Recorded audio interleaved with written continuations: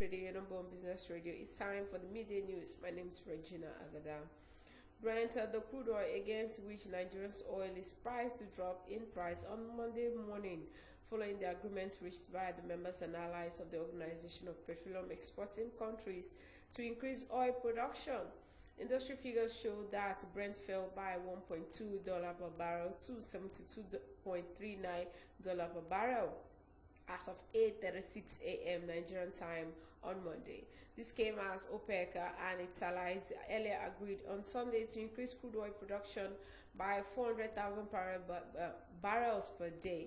It disclosed this in its declaration of cooperation resolutions reached at the 19th OPEC and non-OPEC ministerial meeting held virtually. The country's external reserves lost $180 million in 2 weeks. The latest figures contained from the Central Bank of Nigeria showed on Sunday. According to the figures, the reserves, which stood at $33.28 billion on July 1st, dropped to $33.9 billion as of July 12th before gaining slightly to rise to $33.1 billion on July 15th.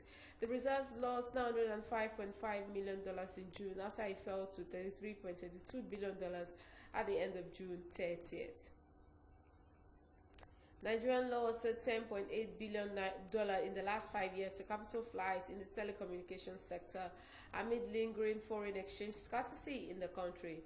Its national policy for the promotion of indigenous content in the Nigerian telecommunications sector, the Nigerian Communications Commission said the annual outflow of forex for the sector amounted to $2.16 billion, according to documents made available provided by the leadership of the Association of Telecommunications Companies of Nigeria.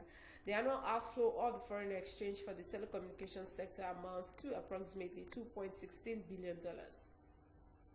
To ensure that civil servants in Enugu State own their own houses, the state government, through the State House Development Corporation, is building 1,500 housing units in the 3 senatorial districts. The General Manager, Enugu State Housing Development Corporation, Mr. Chukwuemele Agu, disclosed this shortly after conducting journalist round of the sites on Sunday. Agu said that the housing project was being executed in partnership with the Federal Mortgage Bank, AG Mortgage Home, and some real estate developers, adding that this would be an opportunity for civil servants to own homes, reducing housing deficit gaps in the state. The Lagos State government will be partnering with the Lagos Commodities and Futures Exchange, raising $2.2 billion for food security by floating agricultural commodities notes. The LCFE said in a statement that top official for Lagos State government held stakeholders' engagement with its management in a bid to fund state's agricultural goals. The Lagos State Commissioner for Agriculture, Bogola Olusoya, was quoted as saying that the Lagos State government is aimed to end food scarcity by injecting more capital into agriculture as part of the state's 5-year roadmap.